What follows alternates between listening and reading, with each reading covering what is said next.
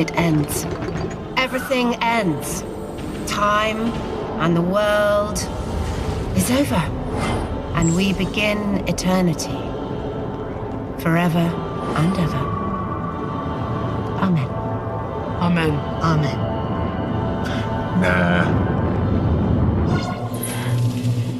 Nah. Yep. Nah. Nah to the final victory of heaven on earth. Sorry, just not seeing it this time. Pass. And may I ask why you're not seeing it? Surely. Why? I told you could ask. However, I am the only First Order Archangel in the room, or, the universe. So I'm not going to answer so much. But you feel free to knock yourself out with all the asking. Anyway, Armageddon, the sequel, that's a nah. What's next on the agenda? The cleaning roster. Okay.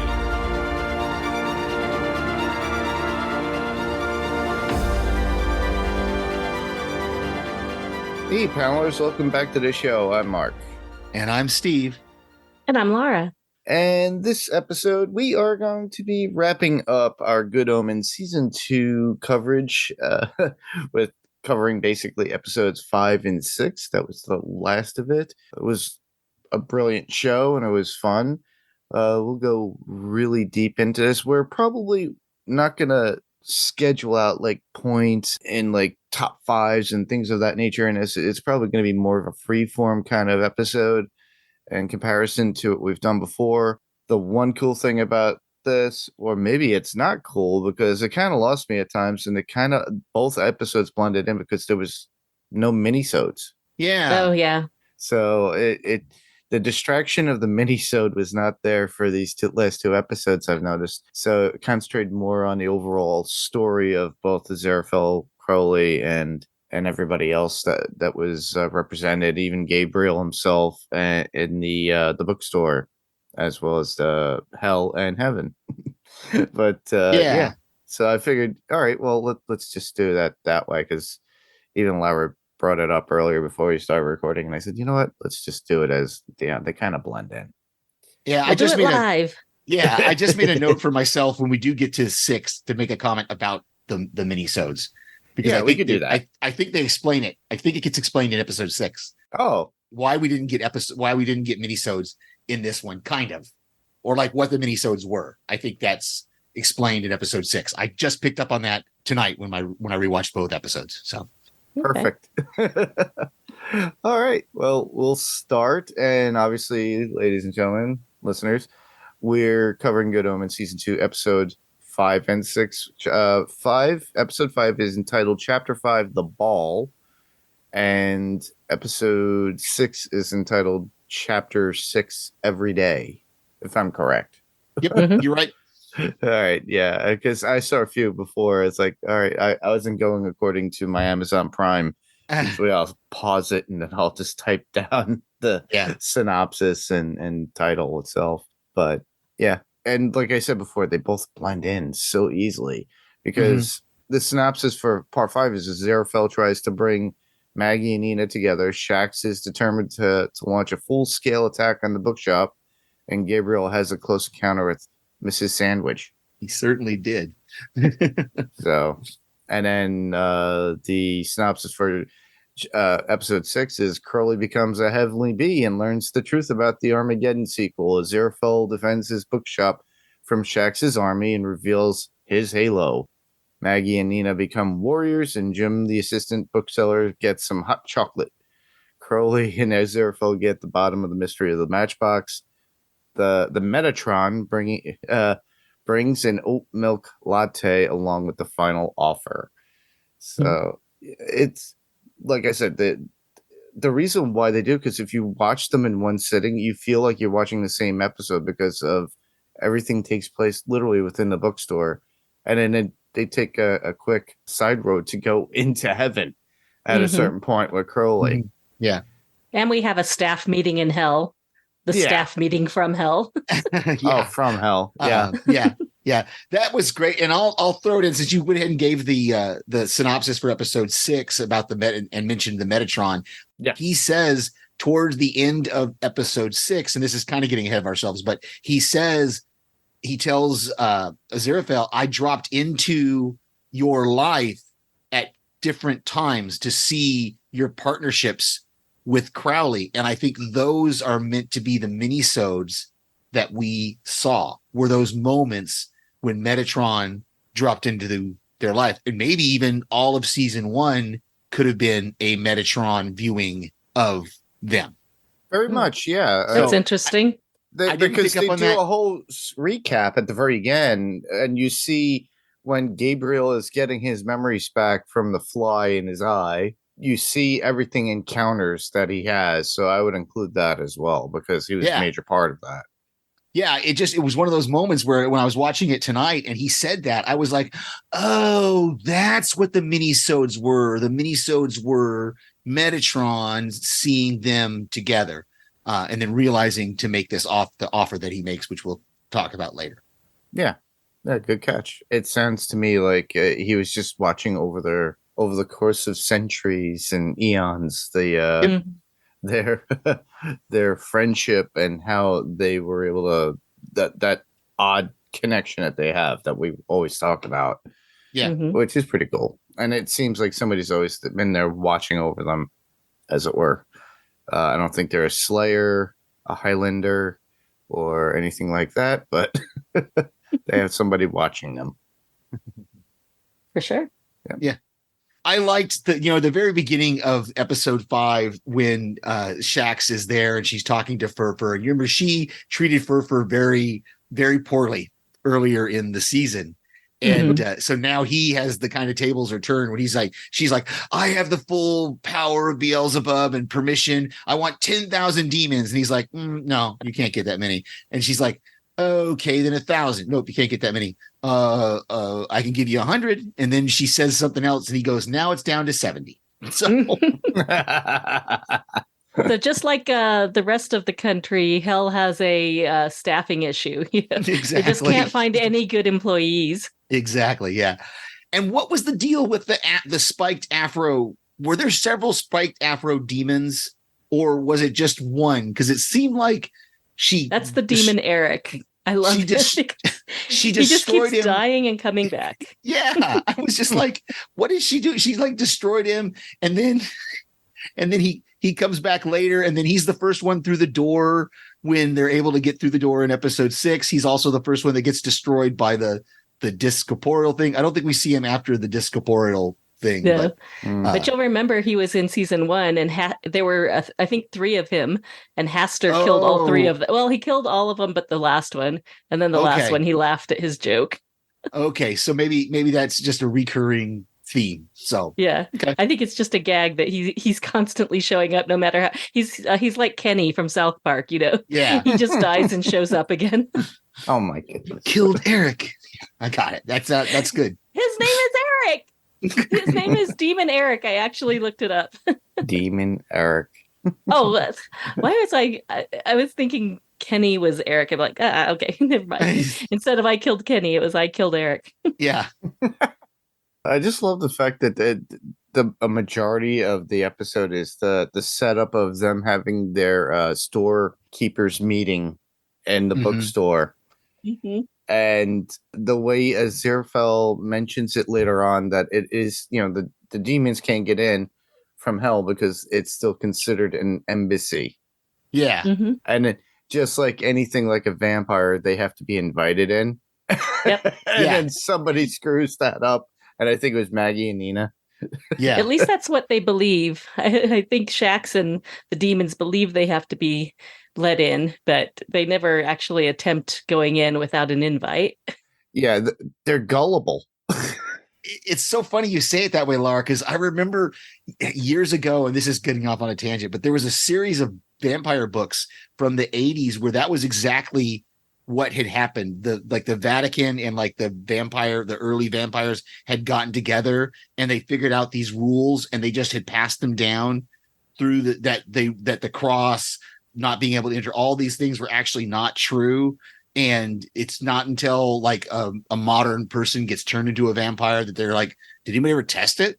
And the guy she's with is like, well, no, it's just always been that way. And so she figures out that it was and I've not been able to remember what that series of books was. So if anybody remembers that series of books or can think of it, please write in and tell us, listeners, because I have completely forgotten what that series of books was. I read it when I was a young man, and that's all I remember. You would think that's where they got that from, what they do in the shadows. It's something that they would do to pull the wool over people's faces. Like, all this time, we could have just walked in. Yeah. Yeah. Yeah. It's so funny you brought that up that way. But yeah, and it's really cool. You mentioned, Lara, the staff meeting from hell or the staff meeting in hell where Eric keeps holding up his hand and asking her, we're not really a legion, And then they're in this huge empty warehouse because she was expecting a legion of 10,000 demons and she got 70. Yeah. It's like, the rest of the demons are sitting there going, could this have been an email? Yeah. They didn't even need 70 if you think about it. There weren't really that many people in that bookstore. So really, for them to take over, they really didn't need 70. Yeah. Well, they weren't all that bright. So, a lot of them got easily taken out. Yeah. That surrender the angle. Yeah, I love that's the other thing. They throw the piece of wood or whatever through the window, and it's like, surrender the angle. And Crowley's like, yeah, they're not great spellers. And then later Shax is like, they'll be toast. TOSTE. Yeah, toast. That was a great gag. Yeah, there's your new Duke of Hell. Miranda Richardson is really great. I mean, I thought it was a little confusing at first when she came back not as Madam Tracy. I'm like, what happened to Madam Tracy? She become a demon or something? But no, she's just a totally new character. But this is really fun. She got to play an entirely new character, and she killed it. Very cool. I find it odd that I don't know if you guys noticed, but I noticed that the people from hell, Beelzebub, everybody, Shax, they look cleaner when they're on Earth or in this particular episode in comparison. Usually Beelzebub has like dirt, a ton of flies and gnats around her. Yeah, she's usually got sores, open wounds and stuff on her face. In this case, they're cleaner. And I'm like, what's the difference? It's because they're on Earth? I think it is. Yeah, for them to pass as human, and those few that really had messed up had to put masks on. I thought it was a cool COVID kind of callback for them to have the demons that had messed up lower faces wearing surgical masks and things to hide their face. Exactly. That was funny too. I love when Crowley goes up and pulls down the mask and he's like, "You're demons, Junior League demons at that, bottom of the barrel." Yeah. Well, and going back to like you said, the beginning of episode 5, when Aziraphale is going around getting the other shopkeepers, and he's got a bribe. He's got a couple of them that he has to bribe, and he does that whole Doctor Who annual 1965, and the guy's like, "No, there never was an annual 1965. It was 1966." And he's like, "Well, I have the only proof copy from September 1965." And the other guy is going to get a book that was signed by somebody in their real name. I missed that on this watch. Do you guys remember what that was? There's something about. I think it was a magician, but I didn't get the name. I'm assuming a well-known magician because Neil Gaiman loves to sprinkle in those real life bits of history. Okay. Yeah, it was definitely a magician that was the autograph on it.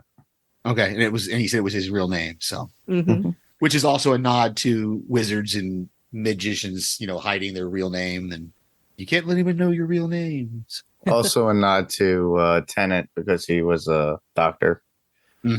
So yeah, the Doctor Who. Yep. Well, that also, and that comes back to when they're talking about the fly, when she says it's bigger on the inside. Yep. That's another Doctor Who callback. Because it's something, you could put something in there. Yeah. And it was meant to be storage unit, and then they leave it off where he drops the matchbook, and you don't know what the significance of it until we go back to it later on. Right. Then you realize it's like, oh, okay, the fly was in the matchbook. I felt so stupid. The first time I watched it, and Mrs. Sandwich is talking about her job, and she's calling it a seamstress because she doesn't want to say that she's an escort. She's got an escort cat house.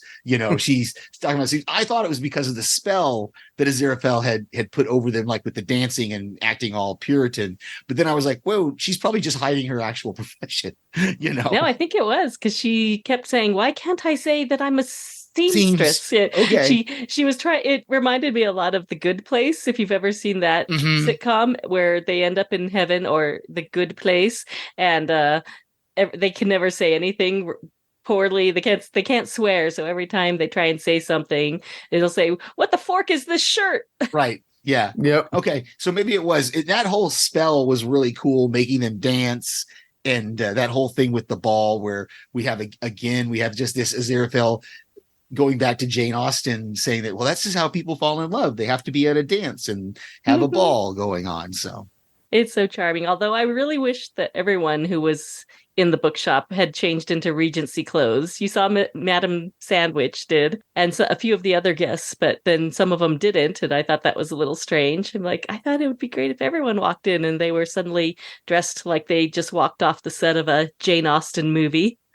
Yeah, it was a little. That's why I was uncertain about the whole whether she was under a spell or not, because I was like, well, some people are, and some people are talking funny, but then some aren't, and like later the guy pulls out in episode 6, the guy pulls out his phone. He's like, I'm going to dial emergency services. And you hear him dialing the 999, which is the emergency services in the UK, not 911, because you can hear the same tone that he's hitting and it's the same tone, the same beep tone that he's hitting every time.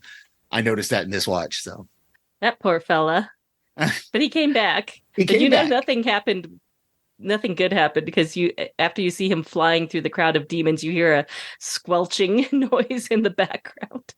Yeah, and then like the newspaper that he's holding at the end of episode 6 has got like burn marks on it and stuff. So I don't know. He may have been pulled down to hell at some point. Yeah, that guy's going to need some therapy. They all forgot what happened pretty much. Yeah. Because the next day they're standing in line at the coffee shop, and none of them other than Maggie and Nina seem to have a clue as what happened at the bookshop. Right.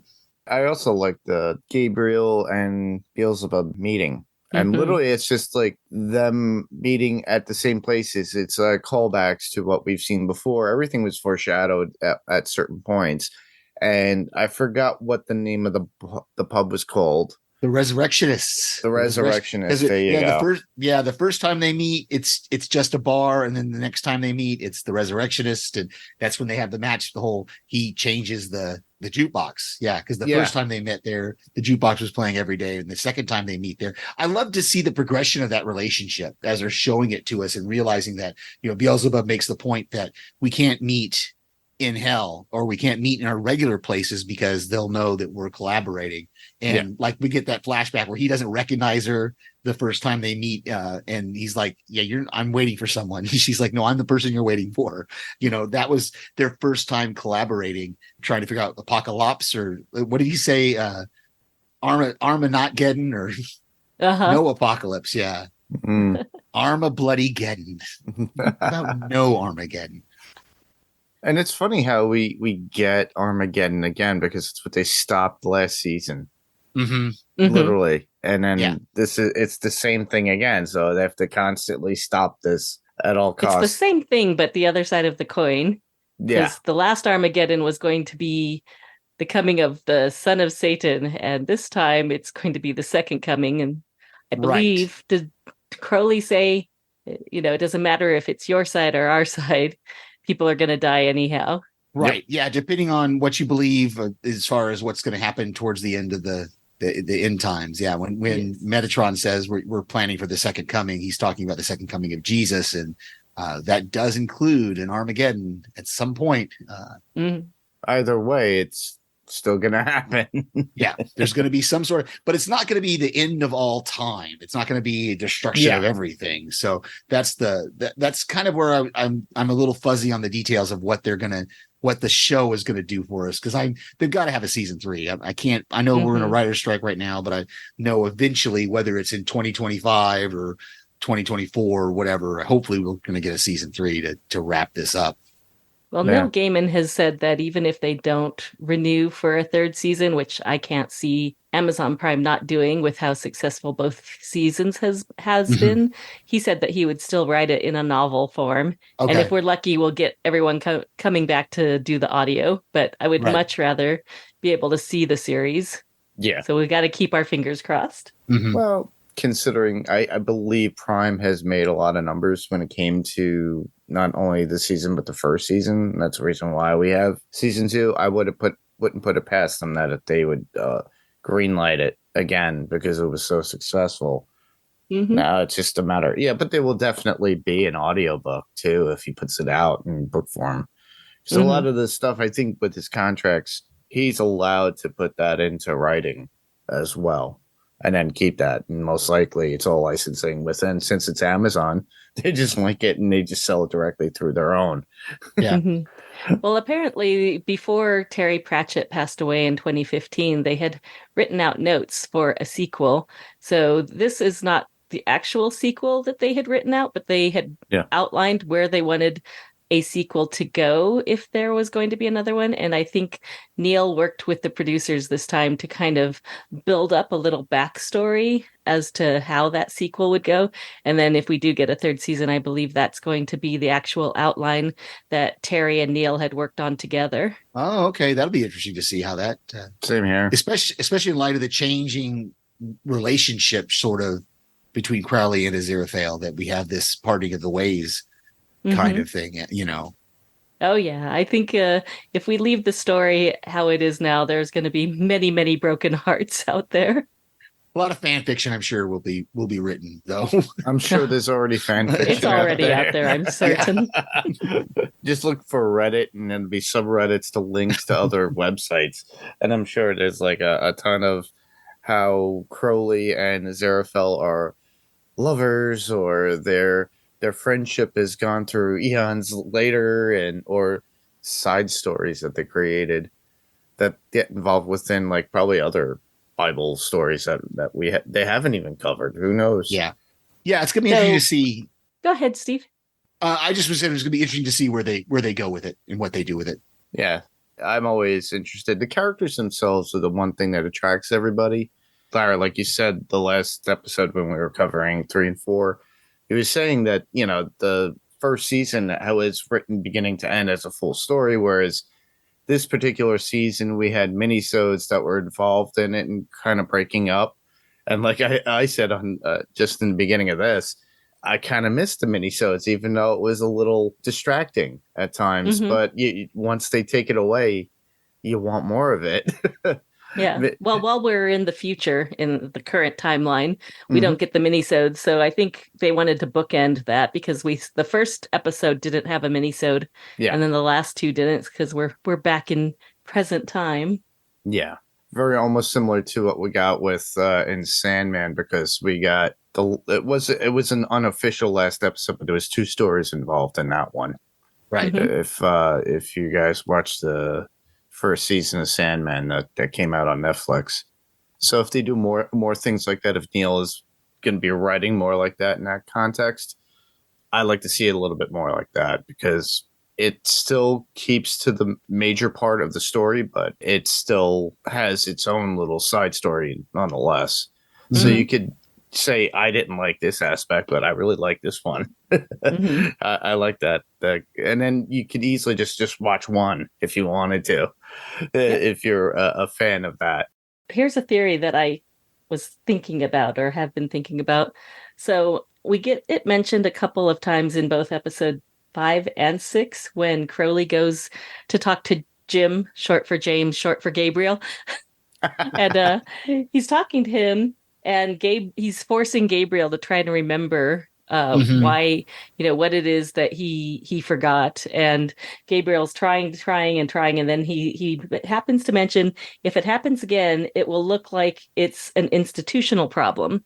So this is something that the Metatron also recounts in heaven when they're having Gabriel's trial. He's saying, if it's happened once before, if it happens again, it's an institutional problem.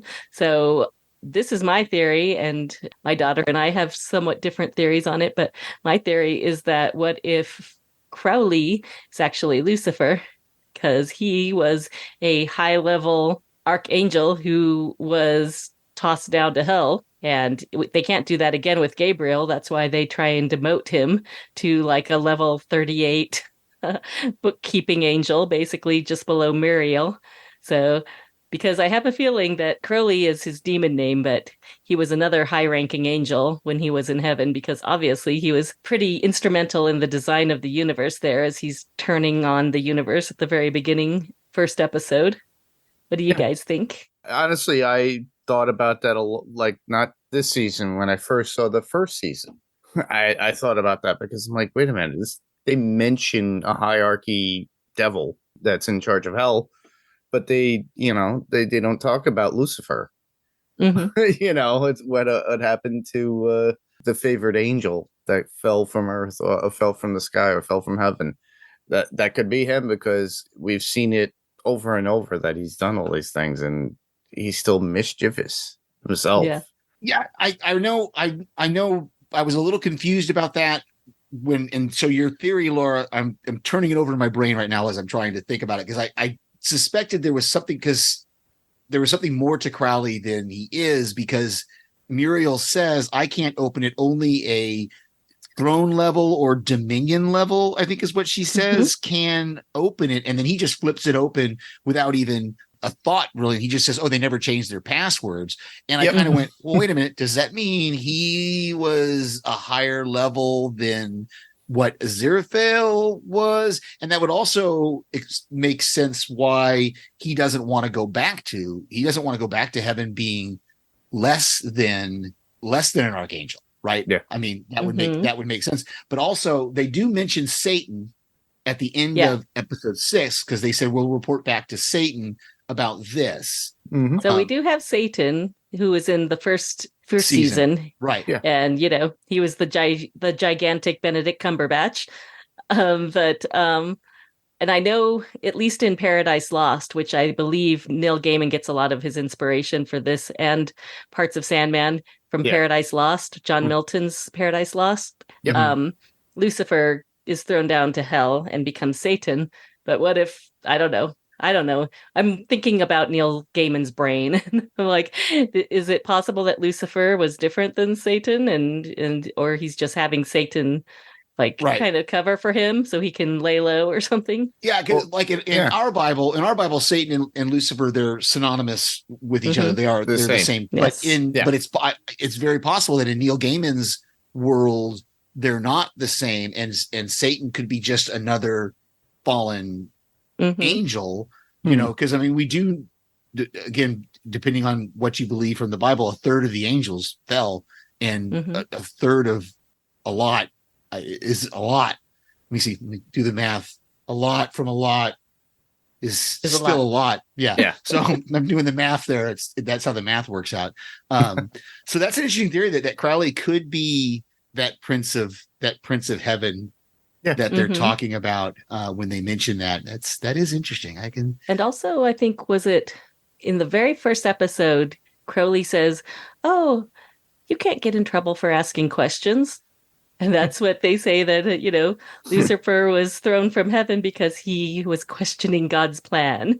Mm-hmm. Yeah. Well, and that's what Metatron says at the end of the episode. He says, your friend was thrown out for asking too many questions. And he's like, that's why he wants to promote Aziraphale, because he's like, you're not somebody who asks questions, but you're somebody that will lead. I really felt like the first time I watched it, I didn't pick up on this. But in this second watch of it, I really felt the insincerity of what Metatron is that he's like buttering up Aziraphale. Like, it's not that he really wants Aziraphale to be the archangel. He just wants somebody that he can kind of manipulate and direct. Was kind of the impression I got in this second viewing. The thing about Aziraphale is that he's so sweet. I mean, he is what the epitome of an angel should be. He's kind, he's good-hearted, he believes in the best in everybody, and he really doesn't see the hypocrisy of the angels and the Metatron until Crowley starts to point it out to him. And the Metatron was a jerk in season 1, and he's a jerk in this season. He's no Alan Rickman, I'll tell you that. No, he's not. Yeah, he definitely isn't Alan Rickman. And he's not Booger either from Revenge of the Nerds. What's the Curtis Armstrong? Curtis Armstrong. Yeah, you're right. Yeah, he played Metatron in the Supernatural TV series. Yeah, he did. Yeah, that's the only reason why I knew what the name meant, because I was like, oh, the Metatron, the scribe of God, the person listening to God's ear, and that was played by Curtis Armstrong in Supernatural. So yeah. The funny thing about the whole Lucifer Satan thing, I think the whole thing about Satan and Gaiman's idea of Satan is literally, it's kind of like a role in hell that somebody has to take on. And so it's like, instead of general, they're listed as Satan. So Lucifer at a certain point could have been Satan at one point, but he has too many questions, got thrown out of heaven and stuck on earth forever. You haven't been reading ahead on the Sandman, have you, Mark? No, I have not. That's just a little drop. I'm not giving any spoilers away. Well, we have a while until we get to see season 2. And that can be found on podcast, everybody. But my feeling is that I think with Gaiman is that these are different, like he's just a general, and then any demon can become Satan, as long as it's if you look at how they portrayed hell, it's almost like a business structure anyway. So you have a CFO, a CEO, you have your supervisor, you have everybody, Shax is one of them. Lucifer apparently was one, like some sort of weird supervisor there as well. So, I mean, Crowley himself was definitely one of them, but we don't know exactly what his title was. And then they kind of have that within heaven as well. So obviously Gabriel is the big honcho, and I love how Crowley winds up getting, I forget her name. The one who says that she's a detective policeman. Oh, Muriel. Yeah. He gets inspector her officer or officer inspector. Yeah. So the fact that he's able to get her, to arrest him to take him to go up to heaven, of all things. And the look of Crowley in heaven when he does his little quick disguise, and it wasn't fitting to me to see David Tennant look like that. He didn't look like he fit in heaven, honestly. Well, yeah, and he couldn't. You notice he couldn't go like a full white suit. It was more of like a beige suit, and his hair was still red, although it was slicked back instead of up in that weird Ed Curly Grimley. Q. Yeah, Ed Grimley looking The pompadour. Yeah. And he still had his sunglasses on. So it was. It seemed like a fluorescent light in heaven, to the point where you see every welt, mark, pimples, scar, anything you had on you, because it was so bright. You're like, oh, is it me, or did Tennant look like age up a bit as soon as he got to heaven? Yeah, because he couldn't get quite white suits. I thought that was funny when you mentioned the hierarchy of business in heaven, because there's a funny little scene, and you barely missed it. I had to turn on the closed captioning to hear what it says. But after Gabriel and Beelzebub take off, Michael is trying to make decisions for everyone, and she's going like, with Gabriel gone, I'm now the archangel of heaven. And Uriel's just standing, not Muriel, her sort of, right hand angel was standing over in the corner and said, Deputy Chief. Yeah, Deputy Chief, like assistant to the manager. No, you're not the manager. You're the assistant to the manager. So I caught that in this second watch, that she's like, Michael has just decided to promote herself. Mm-hmm. And I love how the Metatron walks in and is like, no, you can't do that. Like, now, the first time I saw that scene, I did not understand why they couldn't recognize the Metatron, especially because he was in the trial for Gabriel, and he's walking in, and they're just all looking at him like, who are you? And they're completely confused. But my daughter and Derek and John on TV Podcast Industries straightened it out for me. It's just a joke. The whole thing is that every time they see the Metatron, he's a giant glowing head. So when he actually comes in with a body and clothing, they don't recognize him. That makes sense. And that's like, and now your theory about Crowley makes even more sense now, that because Crowley makes the point of whenever he's like wait, that's Gabriel? And he's like, yeah, we did a miracle to hide him. And apparently we did it too good to where we hide him from everybody. Like the demons didn't even know that it was Gabriel when they sent him out to them. Yes. And I was like going, now that makes sense of why, if he's a former archangel, he has that spark in him that would explain the excessive power that was used in their miracle, because that was never explained. Why is their miracle so ginormous when they I'm still hid going Gabriel? to believe that it's because of the two of them, because they're just adorable together. And their love created the spark. Could be too. Did you find that story? Was that how do I phrase this without sounding puritanical? I never picked up on a romantic love between the two of them. Like, even now, I still can't really wrap my head around their friendship. I thought it was out of respect more than anything. A lot of people, I've had people say to me, it sounds to me like they're lovers, or they're distant lovers, or unrequited An old love. Married couple. Oh, yeah. And I'm like, no, they're just good friends that care about each other. And I think it's just the way their view of how Michael Sheen presents himself as Aziraphale and his mannerisms and the way he talks. And I'm like, no, I don't see it. But I said, play again. Come play again. If you read the book, and I read it 30 years ago, but my daughter's reading it through now, there are definite sort of romantic overtones. And Neil Gaiman even kind of said, it's kind of up to the reader to decide to what level that romance is. And it was kind of tipped off in season 1 as well, when Crowley and Aziraphale were having a fight out on the street, and they kind of huff off, and he's like, I'm not coming back. And there's a man on the street who walks by Aziraphale. He's like, you're better off without him, and then walks off. So yeah, I think hints have been dropped. Yeah. Okay. I don't like. I don't like. See thank you, Mark. I'm glad somebody else doesn't see it, because I have friends. I have male friends of mine that I've been friends with for 20, 30 years that we have similar arguments or discussions a lot of times, and there's not any sort of romantic between us. Mm-hmm. So just the fact that it seems like Mark and I talked about this. Gosh, what show was it where they had two female protagonists? She-Hulk with Nikki and She-Hulk, that they're just friends. They're not a romantic couple, and the show never took it to that point, because I shows so many times. Rizzoli and Isles did it. They went through their whole series, and they didn't have to make the leads romantically involved. They can just like males and females can be platonically friends without having to put I don't know why so many times movies and television shows. Yeah. Just like, it's like when people go, oh, Tango and Cash. Really?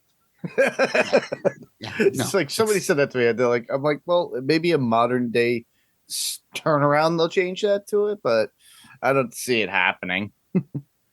Well, it was, I don't know, it was in the books the book was ambiguous for 30 years. So maybe Neil Gaiman just wanted to make it part of the canon that they I read the book. A love for each other. Yeah, I read the book when season 1 came out, and I didn't pick up on that, but I don't look for that. So I'm not saying it's right or wrong. I'm just saying I don't see it. Yeah. So. Yeah. And I didn't see it when I read it, but that was when I was 19. So I might not have been looking for it either. Yeah. It's probably just people's interpretation of it. Yeah. And everybody has their own view and insight of certain stories, honestly, and it's fine. Everybody has that. They have that right. Everybody can read into whatever they want. It could be said by any version of any Bible of any religion. It's subject to interpretation of what you think of what it says to you. So same thing with the characters within a story. I'm sure people have read Pride and Prejudice. They would have the same feeling, just the same, or Little Women. Okay. There's a whole bunch of them out there that you could bring up that are subjected to interpretation. I really hope. I know to get off this topic necessarily, not necessarily get off this topic, but to change topics a little bit. I'm excited. I'm really hoping that season 3 they are able to get the cast back, because I want to see Muriel running the bookshop on Earth and how she's able to navigate, and whether she ends up striking a friendship relationship with Maggie and Nina to help her kind of navigate Earth, because she's very much babe in the woods, whatever you want to call it, stranger in a strange land, doesn't know what's going on, kind of thing. When we get a season 3, I'm going to put that into existence. When we get a season 3, I hope we get her back to see the progression of her character. And I have a feeling she's going to be extremely well educated once she's spent an entire, who knows how long, several months or so, running the bookshop, because that was so cruel of the Metatron to call her the dim one. The dim one, yeah. I was like, oh, that's not nice. Like, you're a jerk. Metatron is just a jerk. He's just got a big head. He's the real stubborn, mean, cold-hearted secretary that sits outside of the executive's office. And he's like, nope, doesn't want to talk to you today. Go away, come back, make an appointment for another day. Yeah. Mm. So let's see, most of the things? Yeah, that's most of the stuff that I'm trying to think if there's anything else that in this rewatch from episode 5. I thought it was cool, the scene of Aziraphale kind of setting up the bookshop for the dance, and when the guy comes in who's like the runner or the head of the guild or whatever it is, what did they call it? The Merc Street. I wrote it merchant. down. Oh, thank you. Crowley says it wrong a couple times as well. It's the Wickbers Street Traders and Shopkeepers Monthly Meeting. Okay. The guy who's kind of the head of that whole thing, he's like, where are the chairs that I sent over? And Aziraphale's like, well, we would just have to move them out when the dancing started. And he's like, what dancing? So I think it was great. Jim walking around carrying the little sandwiches and the food, and Mrs. Sandwich going, don't go far, I want another one of those. And you put this is actually in the synopsis for episode 5, that the reaction that Mrs. Sandwich and that couple, I guess they were a married couple, because he says happy anniversary to her as they're walking out of the bookshop in episode 6. But they all are just like fawning over Jim because he's just like so attractive. And I just think that's a huge play up on the fact that John Hamm is always getting at about how attractive and handsome he is. And, and it was fun to get to see him play a comedic role again. I think a lot of people know him from Mad Men, but I haven't watched that series. But I did watch Unbreakable Kimmy Schmidt, and he is hilarious in that as a cult leader. I started watching that recently, and on and off I'll throw it on, but he is funny and how he tries to avoid it, and then he's really, his comedic style is different. He's also in the new Fletch movie too. Yeah. So I never watched Mad Men. Chevy Chase. Yeah, I never watched Mad Men either, so I only know him from Unbreakable Kimmy Schmidt and just what I've heard about him from Mad Men, obviously. But so seeing it when he's doing the whole mouth thing, and it's he goes, oh, this is what I learned in bed, and you're like, oh no, what is he gonna do? And then he starts the la la la la la. It's like, oh, okay, he's making a noise with his mouth, and I was like, okay, he's like a little kid. Yeah. And I did love when he walked out, because he finally does something unselfish and walks out and says, here I am, I'm Gabriel, and he has this fantastic Liberace style jacket on. Yep, exactly. And they're like, what are you doing? Get back in that bookshop and get us Gabriel. Yeah. And he so sullenly walks up and just like slips that jacket off and just like poor thing. Well, there definitely is a big difference in contrast between Gabriel and Jim. Right. You can tell which we all love Jim, but Gabriel could be a bit of a douche. And even like in this last watch in episode 6, when he gets his memories back, it's so subtle. It just shows how good of an actor John Hamm is. It's so subtle. And I didn't notice it in the first watch, but I definitely noticed his features. Like when they show the archive footage of him from season 1, he's very harsh. His face has a very harsh look to it. Yeah. When he gets his memories back and he sees Beelzebub and he's just like, hey, you. And it's like there's a softness to his face and to his eyes, and you can see that he has changed. He is not the guy. Yeah, he's not the guy who said, kill the angel in season 1. He's the guy who is standing when they're talking about the apocalypse or Armageddon, and he's like, nah, no. He's not the one who told Aziraphale to shut his stupid mouth and die already. That's it. That's probably one of my guy. favorite lines from season 1. Yeah. Shut your stupid mouth and die. Yeah. Well, that's what they were fearful of, Crowley and Aziraphale. Oh yeah. But it's Crowley so was subtle. especially afraid of Gabriel. I just thought it was very impressive this time around. You could see his features change, the look in his eye is just, you can tell he's not the same Gabriel that we had from season 1. So yeah. He's been changed by love. Yeah. And there's a bit of a change too at the very end of this within the last episode with Aziraphale. If you think about him with pulling off that whole Halo trick. Oh yeah, we didn't talk about that. Yeah, we didn't talk about that, but that's pretty wild. I forget where it came from. Did it come around his neck and he had to push it up? No, he took it out. No, he took it off his forehead. He actually forehead. Like it came off his forehead, and it was just like it looked like he was taking the top of his head off. Actually, yeah. The CGI was really good, in my opinion, with him taking it off and throwing it onto the ground. And again, you see Eric is the one who his boot kind of touches it. So I guess we did see Eric after he was sucked up in the because he touches it with his boot, and he's the first one to blow up. And then he's like, "Oh, you did the Halo thing." Crowley's like, "What did you do?" And he goes, "I did the Halo thing." He's like, "You did the Halo thing?" He's like, "I think I started a war." And you can see all the alarm bells going off everywhere, and the demons are like, somebody just started a war. And they're all happy about it too. It's just so funny. Both the angels and the demons are happy. Oh, the war has started. And they get down there, and Crowley's like, no, there's no war. Yeah, I thought I'd throw that one in last minute. I forgot about it. I was like, oh, wait, we haven't talked about that. But I think that's all I really... Go ahead. We should talk about the offer that the Metatron gives to Aziraphale, though. So the Metatron proposes to Aziraphale that he could take Gabriel's place as High Archangel, and that he can pick anyone he wants as his second in command. And Aziraphale's so excited about this. So he goes into the bookshop, and Crowley's about to confront him about his feelings. And he's like, wait, but I've got this proposition.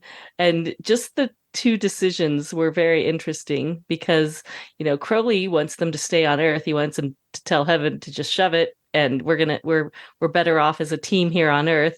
And Aziraphale so wants Crowley to accept the offer, become an angel again, and return to heaven. And I think it's, from what I hear on the internets, a lot of people were pretty mad at Aziraphale for making that offer and thinking maybe they put something in, that the Metatron put something in the coffee that he gave him, the latte, that made him change his mind. But I 100% think that is Aziraphale. He is, as Crowley called him, he's pure of heart. He doesn't understand guile or deceit. And all he wants for the two of them is to be happy in heaven together. Well, and Crowley says something during that exchange that we didn't get, that must have, if he's telling the truth, it must have happened off screen, because he says that they offered him to go back to hell, and he said no. He says that to Aziraphale. He says they offered to take me back as well. Yeah. And then Aziraphale said something a bit demeaning. I mean, true, but demeaning. And said, but of course you wouldn't go back to hell. They're the bad guys. Right. And I think he just he's not seeing Crowley for who he is. And, I think a lot of people are upset about that. But I think that Aziraphale just said it because he truly believes that he can get into this sort of corrupt system and make a change, and that they can make a change together. And he's hoping for the best. He's being, blindly optimistic about it, where Crowley kind of sees what the truth is going to be, is that they're just manipulating him and they're going to try and use him in some fashion. But that, the whole point of them not admitting their feelings to each other is that Nina and Maggie said, you guys don't communicate with each other. And right there, I was like, you guys aren't communicating with each other, Crowley. You need to tell Aziraphale they're just using you. They don't really want, you to be the archangel. They just want someone that they can easily manipulate. So, yeah, and I don't know if at that point, if because really we don't know that Aziraphale has said yes. He hadn't said yes at that point, right? Because Metatron sends him back says, you don't need to answer me now. Take some time. Go talk to your friend. And then it's not until Crowley leaves and because Crowley says you told him no, right? You didn't tell him yes. And we never hear Aziraphale, wrap my head around that name. Aziraphale, we never hear him say, yes, I told him yes, or yes, I told him no. That was a really weird sentence to speak. He never says that. It's not until Crowley leaves and Metatron comes back into the bookshop that we never hear Aziraphale accept the offer. Not verbally, anyway. We just see him get into the elevator and Metatron says, I turned the bookshop over to Muriel and now we need to go to heaven. And so I don't know if that's kind of, maybe it's a metaphorical yes, him stepping into the elevator.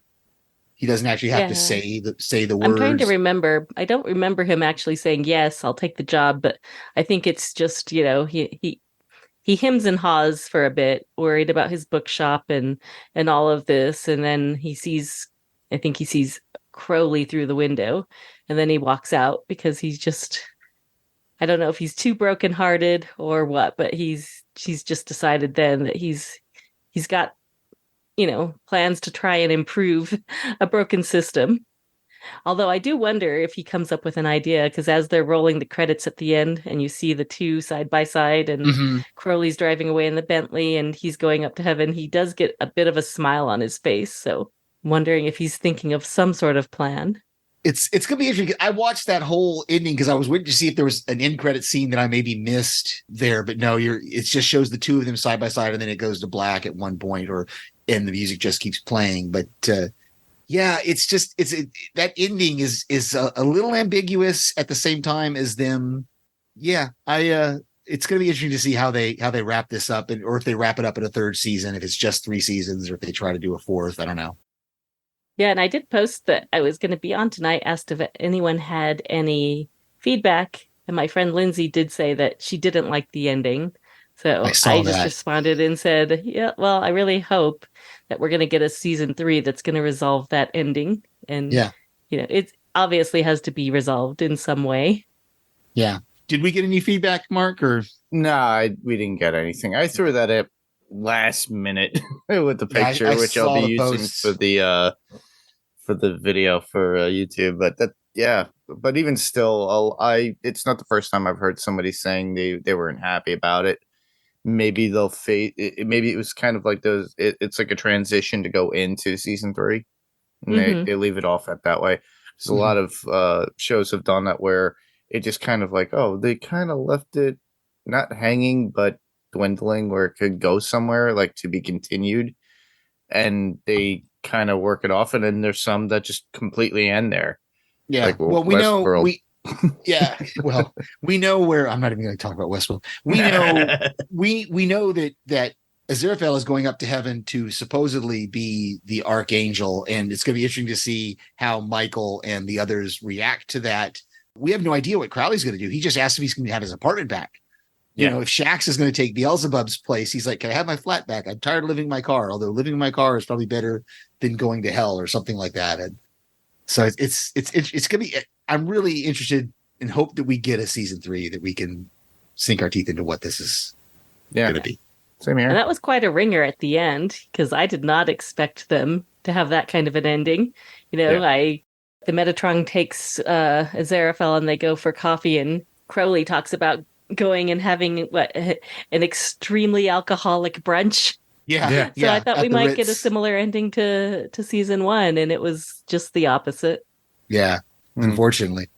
To be continued. That's how I kind of looked at it. Yep. I will say I was completely caught off guard by the Beelzebub Gabriel relationship. That completely was way out of, I was just like, that is not anywhere near what I would have thought was going to happen. But I loved how we got the payoff about the fly, and at the bottom of the box was "I am the fly," and we figure out that's what was in the box. He dropped the matchbook the matchbox in heaven and left it empty there, but he brought the fly back in the box. And so that's how the fly got into the bookshop, of course. And then Beelzebub says, well, there's only one fly in this bookshop, and it's familiar to me. And it flies over to her finger. So Yeah, he doesn't have an office. What desk does he have to clean out? He doesn't have a desk. But yeah, all right. Well, I think that's our coverage for 5. Do we have some favorite quotes? I didn't go through quotes, but you're more than welcome to share. Please share. Yeah. I just wrote down a couple that I loved. Like when Nina says, she's talking to Crowley and asking him what his relationship is to Aziraphale, and he says, "Is he your bit on the side?" And Crowley says, "He's too pure of heart to be anyone's bit on the side." It's so sweet to realize that Crowley thinks about him that way. And then Aziraphale, when they're being invaded by the demons, and he says that Crowley will be back soon, and Nina says, "Do you always need him to help you out? Don't you have a plan of your own?" And Aziraphale says, "I am, but rescuing me makes him so happy." I like that. That was really sweet. Yeah, I was trying to remember the ones that I've thrown out during the podcast are really the only ones that stood out to me. But yeah, it's those are great. All right. Well, seems that's it. That's our coverage there. I hope all you listeners liked it. What we covered, especially for this particular one, and we know it's been a long time in between, but try to space it out. Sometimes life's got in the way with trying to get together to do this. We're hoping not to happen coming up, considering what we're going to be covering next. So we got, next week, September 29th starts The Boys Gen V. So that's going to be coming out. So expect us to come up and Loki. And Loki's coming out here in the next couple of weeks. Yeah, the next week after that. So we're going to be doing double duty for a little while. Hopefully I'll be healthy enough to do those deep dives into stuff and not be quite as casual of a conversation. But the casual conversation is good too. Yeah, well, most likely that's what probably be wrapped into. Rob will be back. Frank might be involved too, depending on who can or cannot show up. So obviously I'll be on, but I'll be casually watching as I always will. So for those who are not familiar with The Boys Gen V and where it comes from, it originated from The Boys Volume 4, We Gotta Go Now, by Garth Ennis and Derek Robertson. So it's based upon that series. So you could buy the trade paperback of The Boys Volume 4, and that will be the story that they're covering within the new Amazon Prime show, which is just entitled Gen V, but it's The Boys Gen V. Mm-hmm. And then obviously season 2 of Loki, like we mentioned, that's coming out in October 5th. So we might do individual episodes where, the boys will have their own, or maybe Loki, or maybe we just combine them both, just to have casual conversation with him. Sure. But we would love for you guys to send any feedback if possible. But as far as, podcast recommendations, obviously, or where we can be heard, Steve? I send my thoughts into various podcasts that our friends do, and you can hear my voice on feedback for those shows. I will do a little plug, and of course, Mark, you were on. It's queued up on my podcast player. You were on Still Slaying, a Buffy the Vampire Slayer rewatch podcast for Podcastica. You were on the Halloween episode. They're not doing a total rewatch. They're kind of picking and choosing specific episodes, like within season 2. They skip season 1 completely, and they'll do that for season 3 as well. Yeah, it was fun. Still Slaying, a Buffyverse podcast, and that can be found on the Podcastica network. All you have to do is go to podcastica.com. There you could get other podcasts. The Lokiverse has started with Sydney, Alex, and Kirk. So they're covering now season 1 of Loki to go right into season 2. So check that out as well. Hear their opinions and their thoughts of season 1. We did our coverage way back when, so I don't know how long ago. It was a while. I may try to do a rewatch of Loki before it starts again. Pretty quick. So, And for me, you could hear me on Adrenaline Cinema Podcast. I think the last thing we put out recently was The Prince of Darkness. But look forward to some Halloween stuff to come out because the month of Halloween's coming up. I'm looking to do at least 2 Universal Classics movies, as well as do Escape from New York and a couple others that I've been trying to get people because of scheduling on to do. But most of all, we're trying to gear up, even though it's not coming in out until 2024. Lara, myself, and Danny will be covering Interview with a Vampire, the original movie version, to prep us to go into season 2 of Interview with a Vampire. So, with that coverage. I'm excited to go back and maybe watch that first season and then try to catch up with you guys on some feedback posts, maybe. Yeah, we just covered it as a whole, I think, right? Mm-hmm. Yeah, just one whole season. Yeah, I didn't listen to it because I hadn't watched the show, so I may try to pick it up now that we're in this kind of lag of content for a bit. I highly recommend it. I can't wait for season 2. It's completely different from an Anne Rice book, in my opinion, but the visualization is very cool, and the setting that they put it in, I really admire and I like. Whether it was a good adaptation, it's supposed to. Yeah, I mean, it can be cleave closely to the book, but the movie did that, so I like that this series is taking it in a slightly more modern direction. Yeah, it's its own character in itself, I think.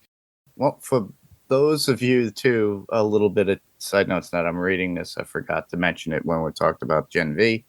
Mr. Patrick Schwarzenegger is going to be in it, so that's one of Arnie's son. Cool. He's going to be in it, as well as Jensen Ackles. Mm-hmm. But yeah, you could hear me on Adrenaline Cinema Podcast. You could hear me right here on Panels to Pixels Podcast. Also, Fantasy Picks Movie Edition with Rob, Adam, Frank, and Patrick. When we get all of us together, and hopefully we get Steve and anybody else that would be interested in being on. They love that idea of fantasy picks within a film or how to change a film. So I highly recommend that. All you have to do is go to PowerCoreEntertainment.com and just check out all the other podcasts on the network there and see what you like, because everything has a link to it. But and Lara, you've been on a few stuff too. You've been on Adrenaline Cinema. You've been on Panels to Pixels. You've done, what was it? The Witcher. Yeah, we did the season 2 of The Witcher. I just pop in here and there. She pops in and out whenever she's asked to be on, or when she goes, hey, can I be on? And we do. Most likely that'll happen during when we do season 2 of Sandman Cast 2 with Jamie and I. So that can be found on Podcast Network as well. And whenever Interview with the Vampire, the series comes back, hopefully I'll be on as a regular with you and Danny. Yep, we're going to try to do it episodically this time, so that way we'll do it episode by episode. So give each episode its duly credit and information that we pick out for it. But yeah, other than that, like I said earlier, if we like feedback, so if you liked what you heard here or any of the previous podcasts that we've done, all you have to do is literally go to our Facebook group, which would be facebook.com/panels to pixels. Sometimes I post things, but you can easily just reach out to us. I'll post an image and then saying, hey, leave your comments and your thoughts below. I'll probably be doing that with Loki and with Gen V when that comes out more regularly. Same thing with Adrenaline Cinema Podcast as well. But you can email us at panels2pixels1. That's panels, 2 is spelled out TO, pixels and the number 1 at gmail.com. You can send us a regular texted email if you want. Just, writing out your thoughts. We'll read it. And what you could always do if you like, all you have to do is just record your voice and send it as an attachment and we'll play it. But obviously this was kind of short notice and we just threw this together and here we are. But I could promise you that we will play it if we get it. We also get it from YouTube as well. So all you have to do is find us on YouTube and just search Panels to Pixels Podcast while you're there. Subscribe, give us a thumbs up, and obviously hit that bell just so that way any new content comes up, it'll alert you, or it'll be in your queue the next time you're on your Apple TV or whatever device that you use to watch YouTube. A lot of people like to listen to their podcasts that way, I find. I've had quite a few, because when I start seeing like it's 70 people have watched the video, I'm like, wait a minute, that's odd. But it's, some people do, and I always hit a like, so that way it gets somebody interested, so just to cap them, so it's not me liking my stuff myself. Sorry. I just like to have to check it, to give it a thumbs up, so people could actually see it as something, as a suggestion. We are on Instagram as well, and usually a lot of the times I like to do is, when the episode is out, I like to put it on Instagram, because a lot of people see it and they like it, and then I put all the links into it, especially with celebrities, whenever we mention their name or anybody that's in a movie or show. So all you have to do is look for @Panels2Pixels podcast, and then with that you could just just like and follow the page, and then whenever a new episode is out, you can just see that. Or it's the best, like, getting word of mouth is the best way, and you can show it to a friend. Say, hey, I listened to this podcast. I highly recommend you do that as well. And then if they ask you where we could be found, you just say, hey, Google Podcasts, Apple Podcasts, Deezer, whatever. They're all over there. Spotify is probably one of the bigger ones, as well as Apple Podcasts. So if you guys are listening with those particular apps, please give us a rating and review, especially Apple Podcasts. And if you could give us a 5, it'd be really appreciated. If you don't, that's fine as well. But just give us a review, rating and review. It'd be awesome. But, well, that's about it. I just want to thank everybody for listening. I'm Mark. I'm Steve. And I'm Lara. Same podcast, different panel, different pixel. This was Panels to Pixels, and we'll see you all on the next panel. Good night, everybody. See you later. Good night.